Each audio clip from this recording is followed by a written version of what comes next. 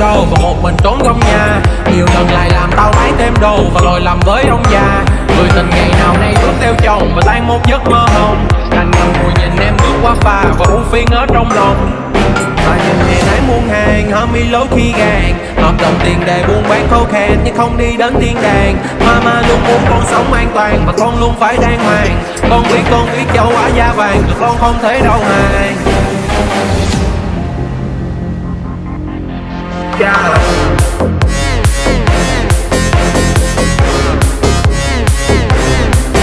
Yeah.